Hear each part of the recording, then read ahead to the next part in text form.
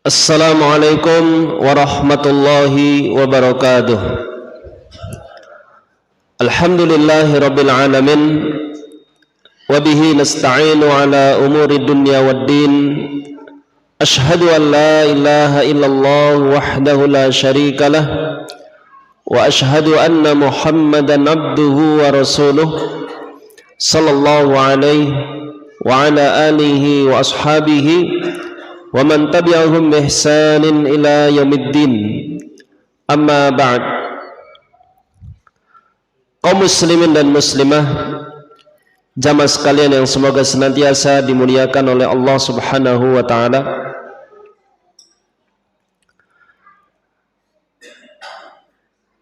Kalau kita berbicara tentang bulan suci Ramadan, maka kita akan berbicara tentang sebuah ibadah yang agung yang Allah wajibkan di bulan Ramadan ini,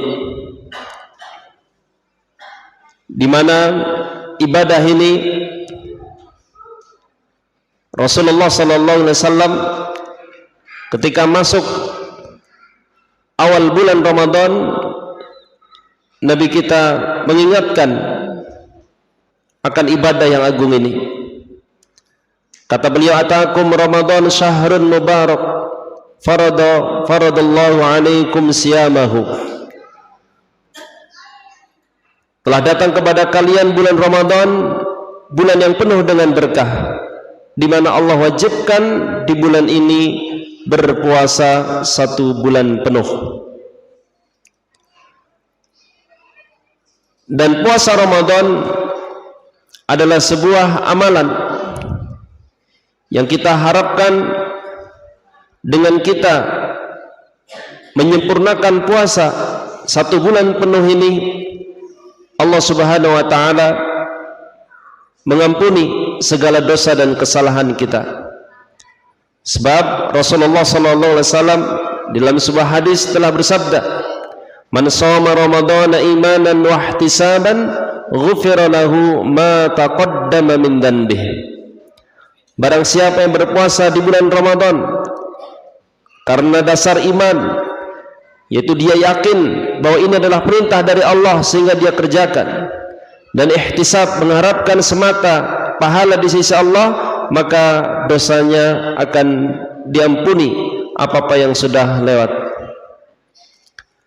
Jamaah sekalian yang semoga senantiasa dimuliakan oleh Allah Subhanahu wa taala, kalau kita menginginkan puasa kita menjadi puasa yang mampu membuat dosa kita berguguran diampuni oleh Allah Subhanahu wa taala, maka hendaknya kita menjaga puasa kita isi puasa kita dengan beragam amal ketaatan. Dan di antara amalan yang dianjurkan saat kita sedang berpuasa, selain kita diperintahkan untuk memperbanyak membaca Al-Quran, kita juga diperintahkan untuk memperbanyak berdoa kepada Allah Subhanahu wa taala, memperbanyak meminta kepada Allah Subhanahu wa taala. Apalagi di hari-hari terakhir dari bulan Ramadan ini, maka harusnya kita terus lebih memperbanyak berdoa kepada Allah, meminta agar kita bisa menggunakan sisa-sisa Ramadan ini dengan sebaik-baiknya. Dan kita berdoa semoga apa yang telah kita kerjakan dari awal Ramadan sampai detik ini menjadi amalan yang diterima di sisi Allah Subhanahu wa taala. Dan kita sebagai seorang hamba, yang bisa kita lakukan hanyalah berdoa dan terus berdoa, memperbanyak minta kepada Allah Subhanahu wa taala. Jamaah sekalian yang semoga senantiasa dimuliakan oleh Allah Subhanahu wa taala, kenapa saat kita menjalani ibadah berpuasa, kita dianjurkan untuk memperbanyak berdoa kepada Allah Subhanahu wa taala? Jawabannya sebab dua ibadah ini adalah dua ibadah yang sangat berkaitan erat. Kita bisa melihat bagaimana Allah Subhanahu wa taala mengkaitkan ibadah doa dengan ibadah berpuasa di dalam Al-Quran, yaitu tepatnya kita bisa buka di mushaf Al-Baqarah ayat 186, di mana Allah Subhanahu wa taala berfirman, wa idza salaka ibadi anni fa inni qarib ujibu da'watad da'i idza da'an. Dan jika hamba-hambaku bertanya kepada engkau Muhammad tentang aku, maka kata Allah, jawablah, sungguh aku adalah maha dekat. Aku mengabulkan seluruh doa, permintaan orang-orang yang mau berdoa kepada aku. Apa kaitannya ibadah berdoa, perintah berdoa dengan perintah berpuasa? Jawabannya, Allah sebutkan ayat ini itu di sela-sela pembahasan ayat yang sedang membahas pembahasan tentang puasa. Karena kalau kita lihat ayat-ayat sebelumnya dan ayat-ayat setelahnya, itu adalah ayat-ayat yang sedang menjelaskan pembahasan tentang seputar ibadah puasa. Kita bisa lihat ayat-ayat sebelumnya, Al-Baqarah ayat 183, di mana Allah Subhanahu wa taala berfirman, ya ayyuhalladzina amanu kutiba alaikumusiyam, sampai akhir ayat. Wahai orang-orang yang beriman, telah diwajibkan atas kalian berpuasa. Ayat selanjutnya 184, Allah taala berfirman, ayyama ma'dudat faman kana minkum maridan aw ala safar, sampai akhir ayat, yaitu ayat yang menjelaskan tentang adanya dua uzur, dua alasan yang membolehkan seorang untuk tidak berpuasa. Ayat yang setelahnya 185, syahrul ramadan alladzi unzila fihi al-Quran, sampai akhir ayat, yaitu ayat yang menjelaskan tentang keutamaan bulan Ramadan dan dijelaskan kembali tentang hal yang menyangkut ibadah berpuasa. Dan ternyata di ayat setelahnya 186 Allah menyebutkan ayat yang tidak menjelaskan atau tidak ada kaitannya dengan ibadah seputar berpuasa, tapi justru Allah menyebutkan perintah untuk berdoa, yaitu dengan ayat wa idza salaka ibadi anni fa inni qarib ujibu da'watad da'i idza da'an. Aku mengabulkan, kata Allah, seluruh permintaan doa orang yang mereka berdoa kepada aku. Dan di ayat yang setelahnya 187 Allah kembali mengulangi penjelasan ayat yang menjelaskan tentang ibadah puasa. Uhillat lakum lailatas siyamir rafathu ila nisaikum, sampai akhir ayat. Kenapa Allah Subhanahu wa taala menyebutkan perintah berdoa di sela-sela ayat yang sedang menjelaskan tentang ibadah puasa? Maka kata Al-Imam Ibnu Katsir rahimahullah taala, kata beliau, fi dzikrihi ta'ala hadhihi al-ayah al-ba'itha 'ala ad-du'a mutakhallilah baina ahkamis siyam. Kata beliau, ketika Allah menyebutkan ayat yang menjelaskan anjuran untuk memperbanyak berdoa di sela-sela pembahasan tentang ibadah puasa, maka ini terdapat satu rahasia, yaitu apa? Irsyadun ilal ijtihad fid du'a, yaitu terdapat anjuran untuk kita memperbanyak berdoa di saat kita sedang berpuasa. Karena itulah banyak di dalam hadis Rasulullah SAW menyebutkan bahwa doa orang yang berpuasa itu mustajab. Di antaranya adalah thalathatun la turaddu da'watuhunna. Ada 3 kelompok manusia yang doa mereka tidak akan tertolak. Salah satunya adalah as-shaim hatta yuftira, orang yang berpuasa sampainya dia berbuka. Sampainya dia berbuka. Maka kondisi saat kita sedang menjalani ibadah puasa adalah kondisi yang sangat tepat untuk kita memperbanyak meminta kepada Allah Subhanahu wa ta'ala. Kalau kita berbicara tentang berdoa, maka akan ada pertanyaan, apa yang seharusnya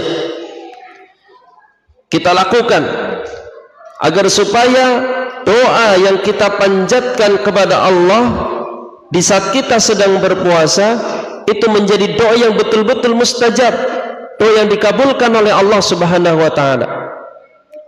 Maka di sana ada beberapa adab yang perlu diperhatikan agar supaya doa-doa kita, terkhusus doa yang kita panjatkan saat kita sedang berpuasa agar menjadi doa yang mustajab, maka ada beberapa adab yang perlu diperhatikan. Diringkas oleh salah seorang ulama yang bernama Ibnul Jamaah rahimahullah ta'ala, kata beliau, taharatun wa salatun ma'huma nadmun waqtun khusyu'un wa husnul dhanni ya sahih. Di antara adab berdoa, kata beliau, adalah taharah, yaitu saat kita berdoa kondisi kita di atas kondisi kesucian, yaitu kita awali dengan berwudu terlebih dahulu. Kemudian yang kedua adalah salatun, saat kita hendak berdoa kita awali doa-doa kita dengan tidak lupa untuk membaca salawat kepada Nabi kita Muhammad sallallahu alaihi wasallam. Allahumma salli ala Muhammad wa ala ali Muhammad. Kemudian setelah itu kita berdoa sesuai dengan apa yang kita inginkan, sesuai dengan apa yang menjadi hajat dan kebutuhan kita kepada Allah Subhanahu wa taala. Kemudian yang berikutnya adalah nadem, yaitu kita awali setiap doa kita dengan perasaan penyesalan terhadap setiap dosa dan kesalahan kita.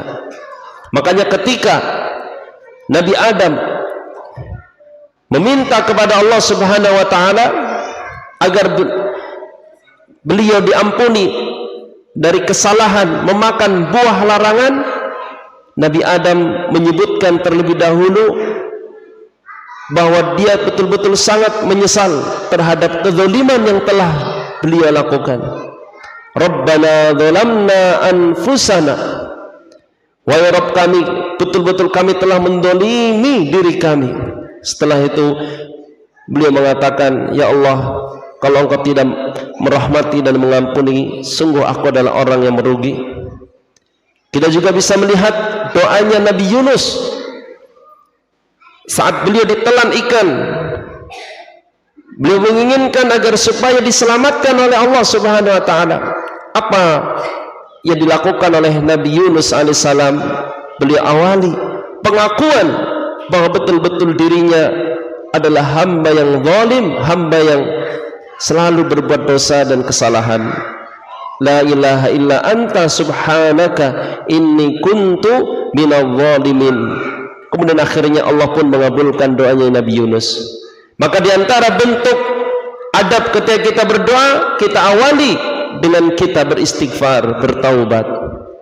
Kemudian yang berikutnya adalah khusyu'un, yaitu hati kita harus khusyuk, memperhatikan apa yang sedang kita minta kepada Allah. Kadang-kadang kita meminta sesuatu, lisan kita meminta sesuatu, tapi hati dan pikiran kita malah memikirkan hal yang lain. Maka di antara bentuk adab agar doa kita mustajab, hati dan pikiran kita memikirkan apa yang sedang kita minta kepada Allah Subhanahu wa taala. Kemudian yang terakhir adalah husnudzon, yaitu saat kita berdoa kepada Allah, hendaknya kita selalu berbaik sangka kepada Allah bahwa Allah pasti akan mengabulkan setiap doa kita. Sebab Allah adalah Al-Mujib, yang maha mengabulkan doa. Sebab Allah adalah Al-Qarib, yang maha dekat, As-Sami, yang maha mendengar. Hanya saja kadang kita sudah meminta, berdoa kepada Allah sesuatu, tapi kita lihat tak kunjung dikabulkan oleh Allah. Maka tetap kita harus berbaik sangka, karena boleh jadi dengan sebab kita berdoa kepada Allah, Allah memberikan kepada kita sesuatu yang lebih baik dari apa yang kita minta. Karena kadang kita sebagai seorang hamba meminta kepada Allah sesuatu, tapi kita tidak tahu sesuatu yang diminta itu akan berakibat baik untuk kita ke depannya atau tidak. Maka dengan sebab kita berdoa kepada Allah, boleh jadi Allah akan memberikan kepada kita sesuatu yang lebih baik dari apa yang kita minta. Atau bisa jadi dengan sebab kita berdoa kepada Allah, Allah kabulkan tapi dalam bentuk Allah hindarkan kita dari musibah bencana. Artinya jamaah, setiap kali kita berdoa, kita harus berbaik sangka bahwa pasti Allah Subhanahu wa taala akan mengabulkan setiap doa-doa kita. Karena itu tidak ada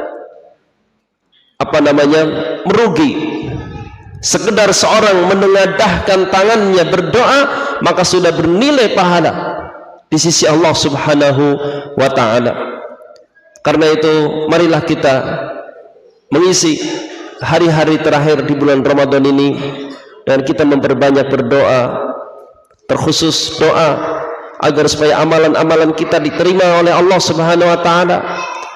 Berdoa agar supaya Allah berikan kepada kita hidayah, taufik, agar kita bisa memanfaatkan hari-hari terakhir Ramadan ini dengan kita melakukan atau lebih bersemangat untuk melakukan amal kebaikan.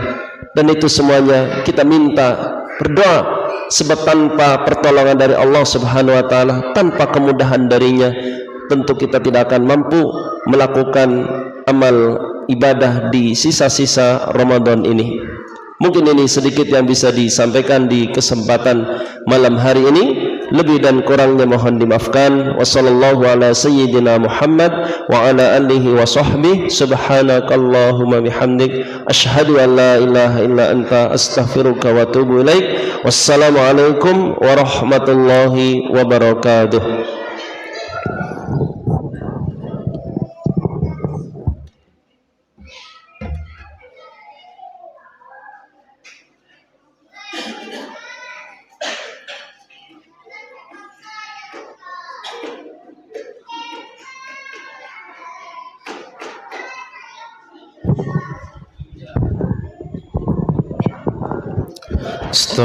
Istaqimu wa'tadilu, sawu sufufakum, lurus dan rapatkan safnya.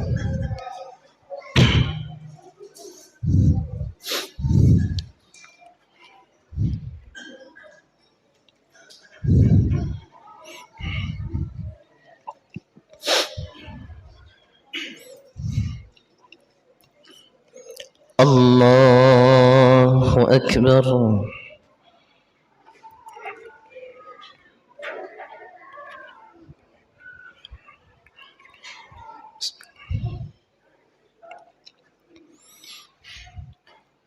الحمد لله رب العالمين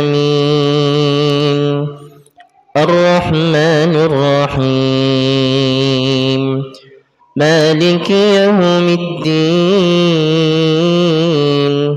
إياك نعبد وإياك نستعين اهدنا الصراط المستقيم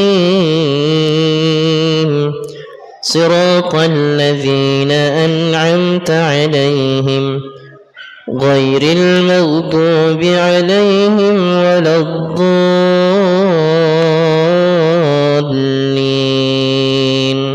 آمين.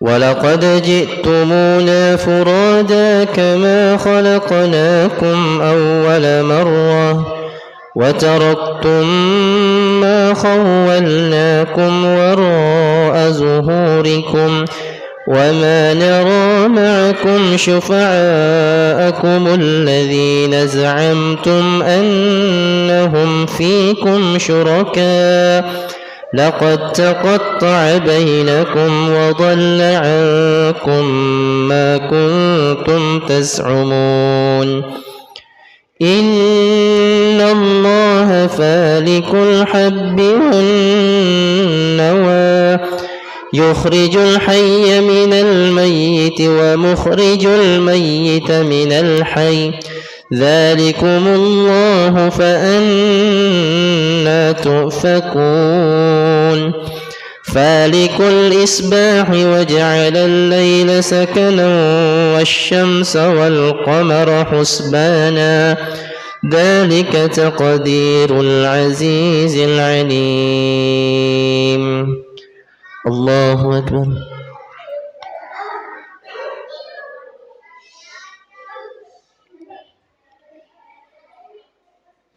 سمع الله لمن حمده. الله أكبر.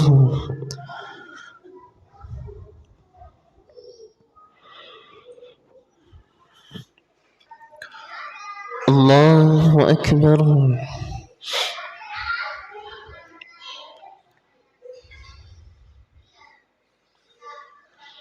الله أكبر.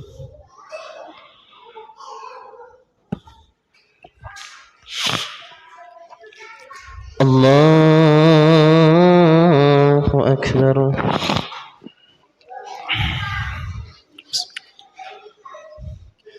الحمد لله رب العالمين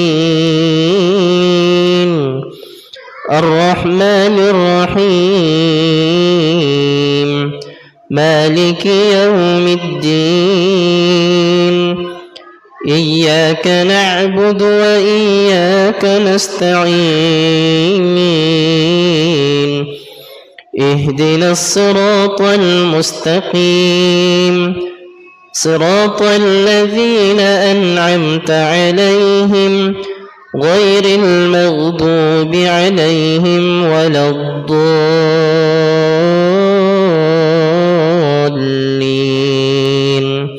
آمين.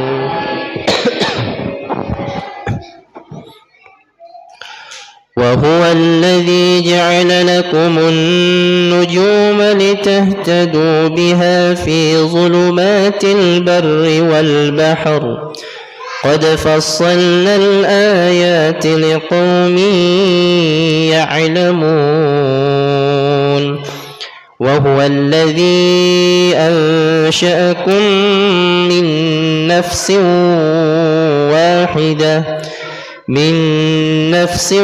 واحدة فمستقر ومستودع قد فصلنا الآيات لقوم يفقهون. الله أكبر.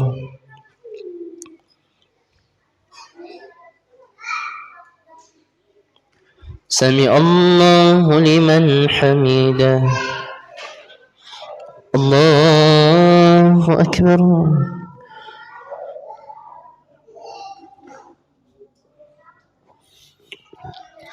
الله أكبر.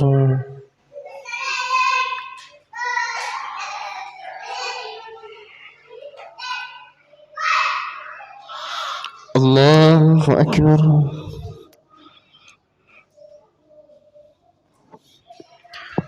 الله أكبر.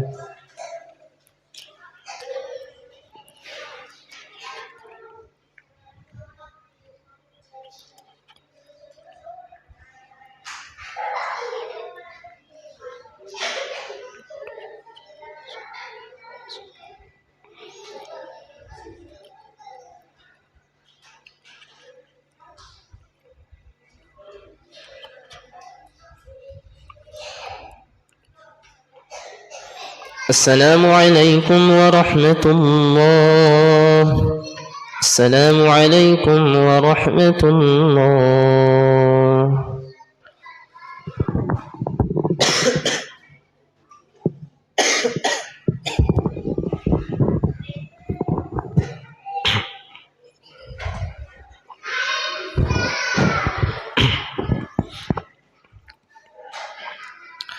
الله أكبر.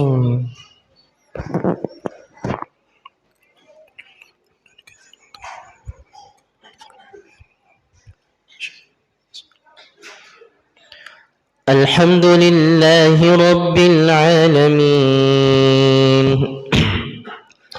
الرحمن الرحيم مالك يوم الدين إياك نعبد وإياك نستعين اهدنا الصراط المستقيم صراط الذين أنعمت عليهم غير المغضوب عليهم ولا الضالين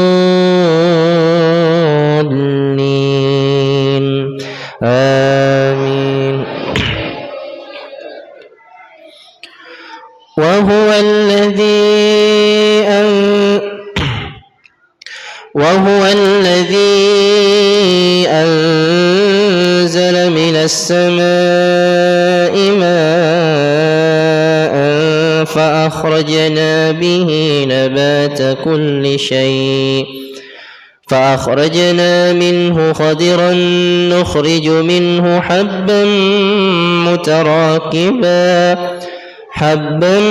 متراكبا ومن النخل من طلعها قنوان دانية وجنات من أعناب والزيتون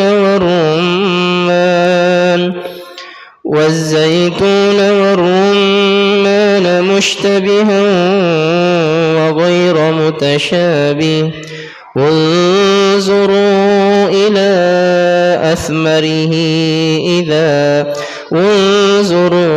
إلى ثمره إذا أثمر وينعي إن في ذلكم لآيات لقوم يؤمنون.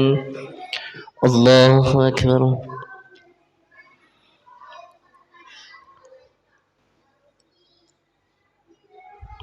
سمع الله لمن حمده.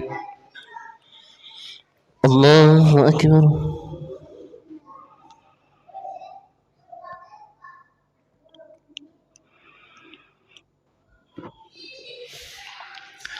الله أكبر.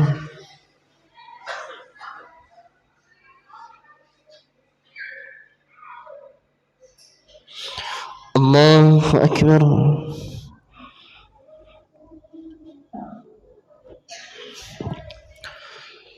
الله أكبر.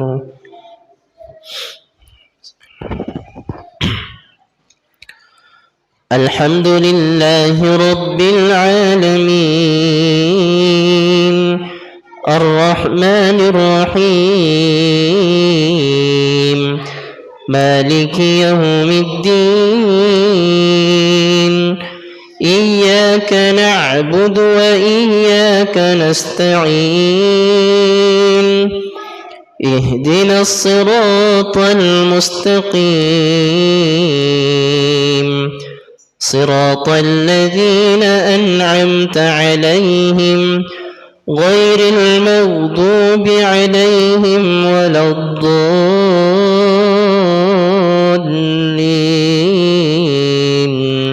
آمين. وجعلوا لله شركاء الجن وخرقوا له بنين وبنات بغير علم سبحانه وتعالى عما يصفون. بديع السماوات والأرض أنى يكون له ولد ولم تكن له صاحبة وخلق كل شيء وهو بكل شيء عليم. الله أكبر.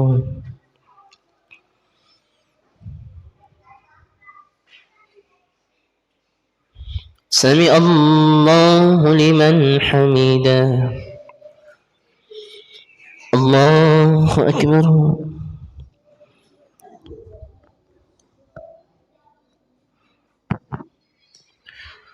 الله أكبر.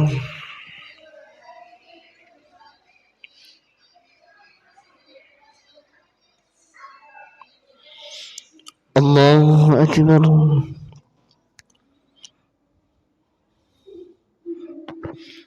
الله أكبر.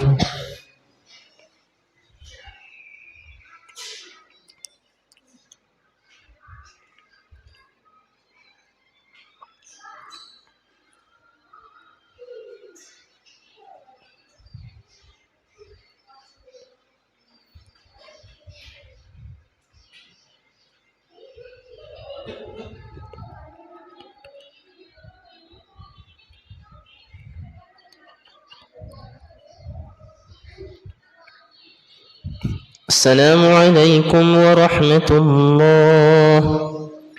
السلام عليكم ورحمة الله.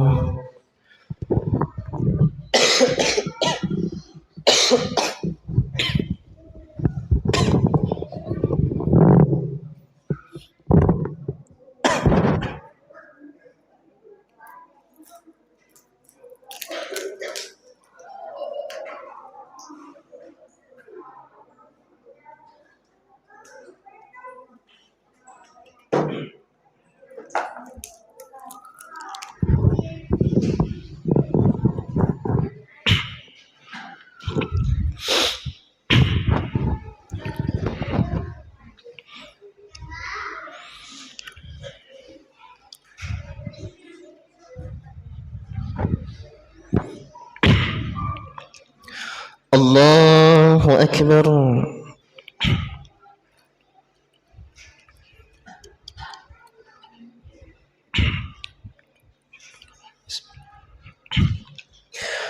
الحمد لله رب العالمين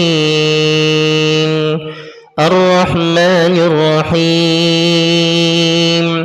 مالك يوم الدين إياك نعبد وإياك نستعين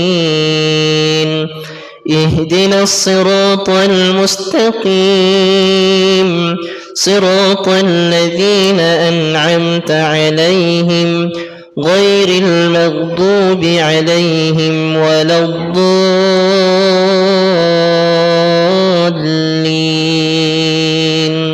آمين. ذلكم الله ربكم لا إله إلا هو خالق كل شيء فاعبدوه وهو على كل شيء وكيل. لا تدركه الأبصار وهو يدرك الأبصار وهو اللطيف الخبير. قد جاءكم بصائر من ربكم فمن أبصر فلنفسه ومن عمي فعليها وما أنا عليكم بحفيظ. الله أكبر.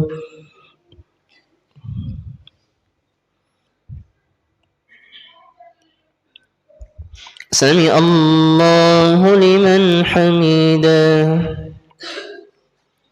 الله أكبر.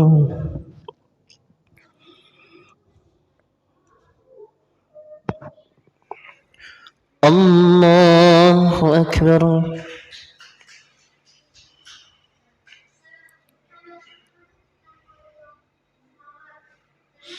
الله أكبر.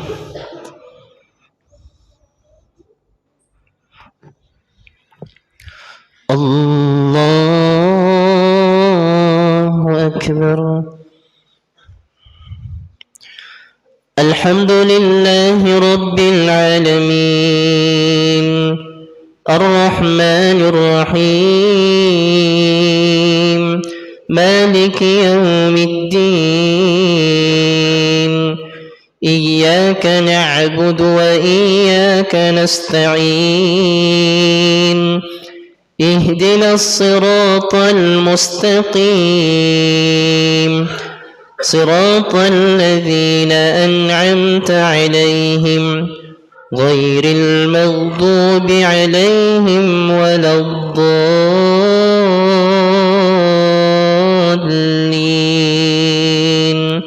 آمين. وكذلك نصرف الآيات وليقولوا درست ولنبينه لقوم يعلمون. اتبع ما أوحي إليك من ربك لا إله إلا هو وأعرض عن المشركين. ولو شاء الله ما أشركوا وما جعلناك عليهم حفيظا وما أنت عليهم بوكيل. الله أكبر.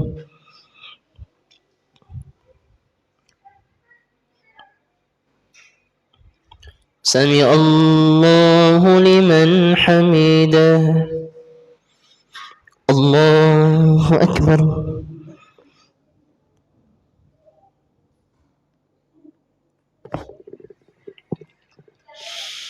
الله أكبر.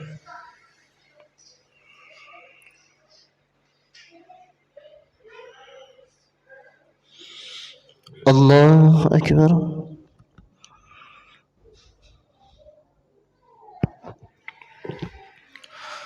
الله أكبر.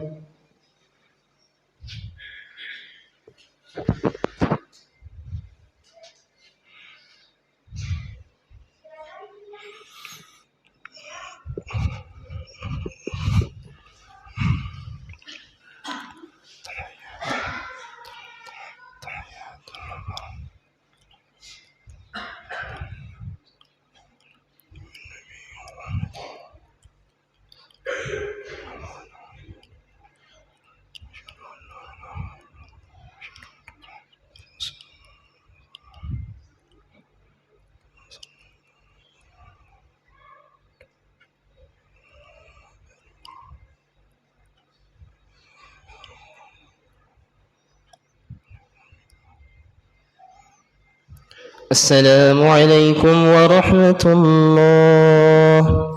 السلام عليكم ورحمة الله.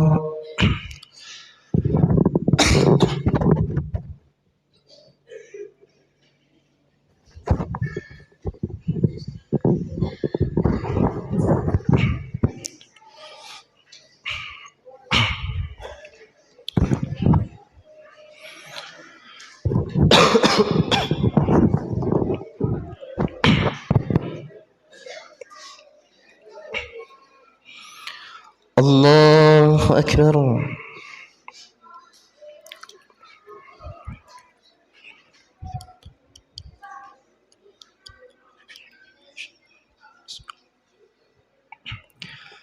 الحمد لله رب العالمين الرحمن الرحيم مالك يوم الدين إياك نعبد وإياك نستعين اهدنا الصراط المستقيم صراط الذين أنعمت عليهم غير المغضوب عليهم ولا الضالين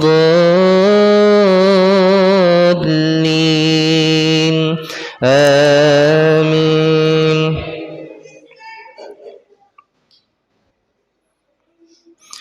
ولا تسبوا الذين يدعون من دون الله فيسبوا الله عدوا بغير علم كذلك زينا لكل أمة عملهم ثم إلى ربهم مرجعهم فينبئهم بما كانوا يعملون. الله أكبر.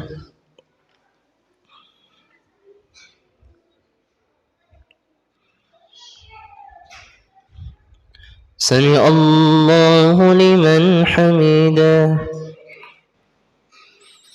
الله أكبر.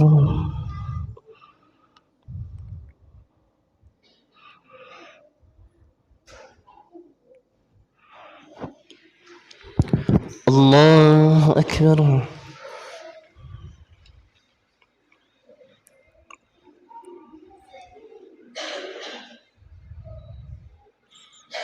الله أكبر.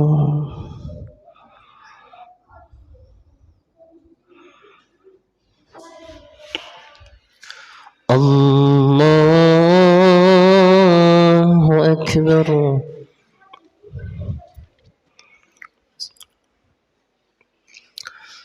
الحمد لله رب العالمين الرحمن الرحيم مالك يوم الدين إياك نعبد وإياك نستعين اهدنا الصراط المستقيم صراط الذين أنعمت عليهم غير المغضوب عليهم ولا الضالين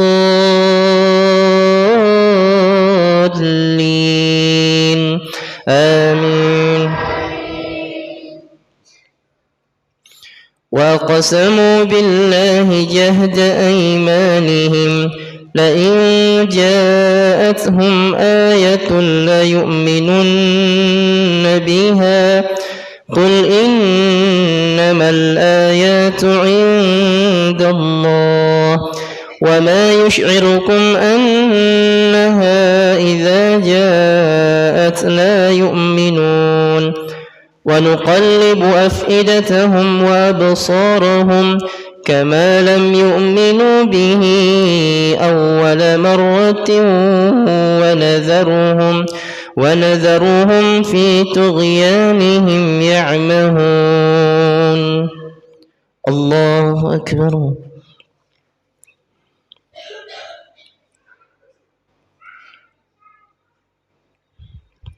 سمع الله لمن حمده. الله أكبر.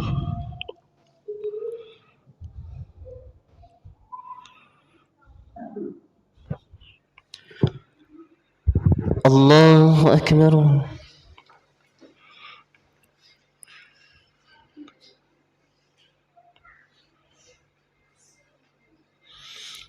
الله أكبر.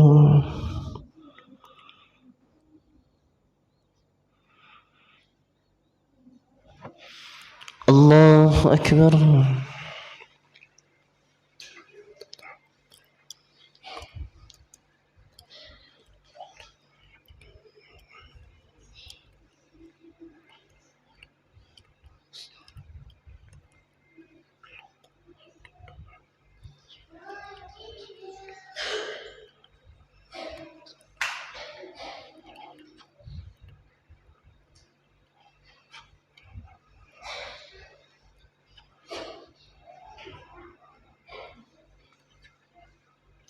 السلام عليكم ورحمة الله. السلام عليكم ورحمة الله.